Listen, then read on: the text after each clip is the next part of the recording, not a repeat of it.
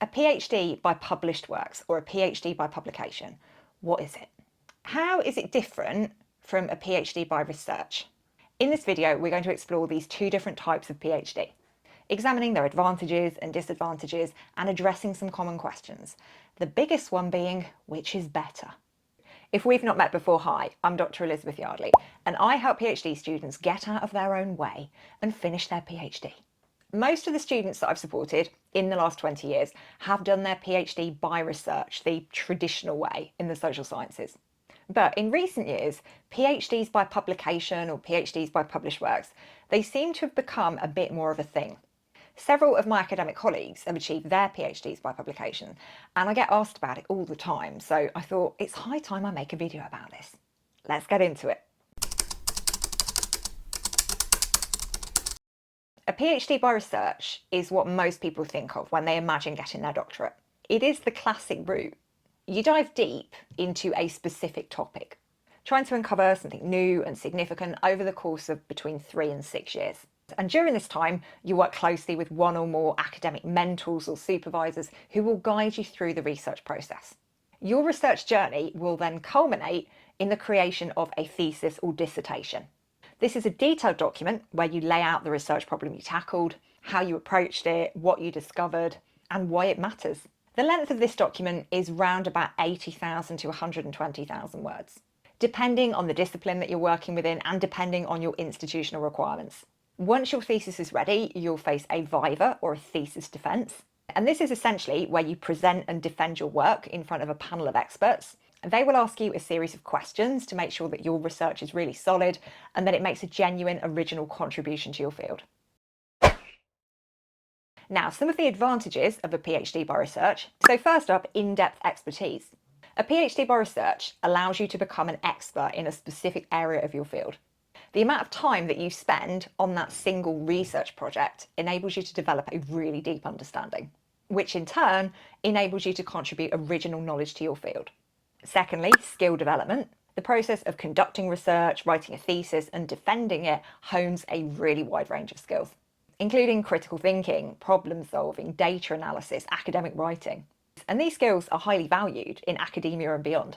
Next up, networking opportunities. Throughout the PhD process, candidates have got the opportunity to attend conferences, to publish papers, and to collaborate with their peers. And this is really helpful for building a professional network in your field.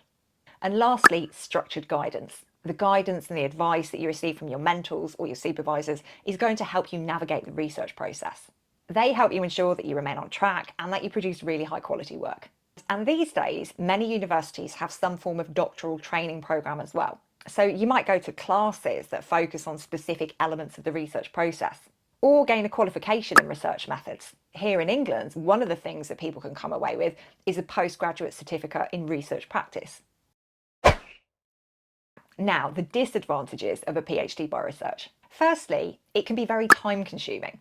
A PhD by research can take several years to complete, and that might not be feasible if you've got significant professional or personal commitments. Also, isolation. The really focused nature of a PhD by research can mean that you spend long periods of time on your own. And some people really enjoy that element of it. I know that I did, being an introvert, but it can be a tricky balance to strike. And after a while, that solitary nature of a PhD does start to get to most people. Also, there's a bit of a pressure to publish. And whilst publishing peer-reviewed papers or publishing books during the process of doing your PhD is often not a requirement of PhD programs when you're doing a PhD by research, there is definitely a pressure that PhD students feel to do this. That can add to the stress, that can add to the workload. Now, before we get on to a PhD by published works, I want to hear from you in the comments.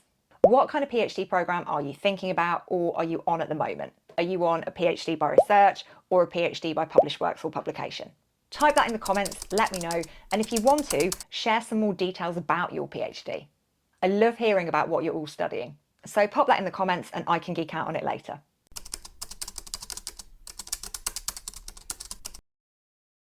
A PhD by published works or a PhD by publication is an alternative route to getting a doctoral degree.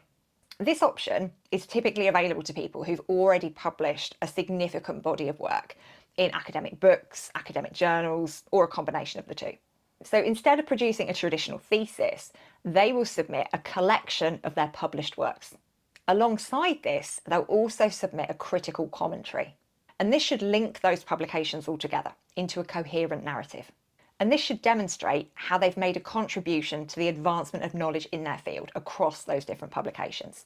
And similar to a PhD by research, there is a kind of viva where the candidate is quizzed by a panel of experts. So, the advantages of a PhD by published works. Firstly, recognition of prior work. This route enables experienced professionals and academics to gain recognition for work they've already done without having to start a brand new research project from scratch. Since the candidate has already completed a lot of research and published the results, the process of obtaining a PhD by published works is often faster than a PhD by research. Flexibility. This kind of option is ideal for people who've been conducting research within or alongside their professional careers, and they might not have the time to commit to a full-time research project. So this option is one that is flexible enough to fit in with that life. Impact. The publications that form part of a PhD by published works have already been published. They've already been peer-reviewed, they've already been disseminated. So the research has already had an impact in their field. Now let's look at the disadvantages of a PhD by published works. A PhD by published works is often only available to people who've got quite a significant track record of publication, and not just a significant track record, but a significant track record of publishing in high impact journals. And that's something that is quite challenging for early career researchers to achieve. Lack of structured guidance. Unlike a PhD by research, people who are doing a PhD by published works might not receive the same level of support and guidance from their supervisors. And that can be quite a significant disadvantage, especially if they're not accustomed to academic processes. Retrospective nature. Since the publications have already been completed, there's a limited opportunity for new research or exploration of different ideas. You've just got to go with what you've got. Complexity. The process of linking together a number of different publications and turning that into a coherent narrative that demonstrates collectively a contribution to knowledge can be quite challenging. I've heard a lot of people really stressing out about the critical commentary document, and I hear a lot of them just saying, I wish I'd just done a PhD by research, it would have been easier. Now let's look at some common questions. First up, which is better for my career? The answer to this really depends on your career goals. If you're an early career researcher or you aspire to work in academia, a PhD by research might be preferable. It provides you with the opportunity to develop a really deep expertise in a specific area, gain valuable research skills, and build a professional network, all of which are really important for a career in academia. On the other hand, if you are a seasoned professional with quite a significant body of published work, a PhD by publication might be more advantageous. It allows you to gain formal recognition for contributions that you've already made to your field without having to start a lengthy research project from scratch. Secondly, is a PhD by published works less prestigious? Now, in my view, both types of PhD are equally prestigious. They both require the candidate to demonstrate an original contribution to knowledge. However, perceptions do vary. And this often depends on what academic or professional community you're talking to. In some disciplines, a PhD by research is more traditional. It's something that people are more familiar with, so it's more recognised. Whilst in others, a PhD by publication might be seen as evidence of somebody's practical impact on their field. So it all depends, and I know that that is a really irritating answer, but it's an accurate one. Another question I get asked quite a lot is, can I switch from one to the other? Can I switch from PhD by publication to PhD by research and from PhD by research to PhD by publication? And generally, that's not very common because there are very different requirements and very different expectations of these individual routes to getting a PhD.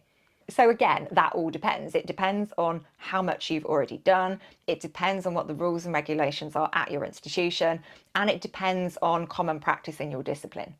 So that's one you need to talk to your supervisor about. And lastly, what are the key challenges for each of these routes?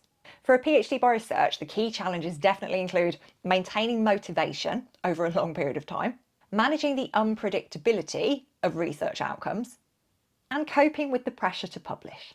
In contrast, a PhD by published works requires the candidate to synthesize quite a significant body of work, and some of the individual parts of that body of work, the individual articles and book chapters and books, might be quite disparate, and trying to build that together into a coherent narrative that makes sense can be incredibly challenging.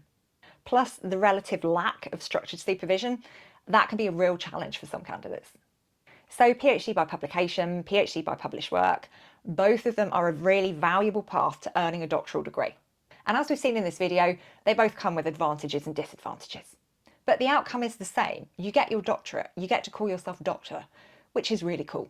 Popping up on the screen right now is a video I think you're going to enjoy, regardless of the type of PhD you're doing.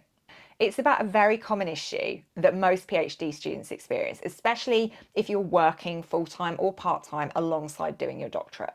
It's about how to find a balance. Go check it out. I'll see you over there.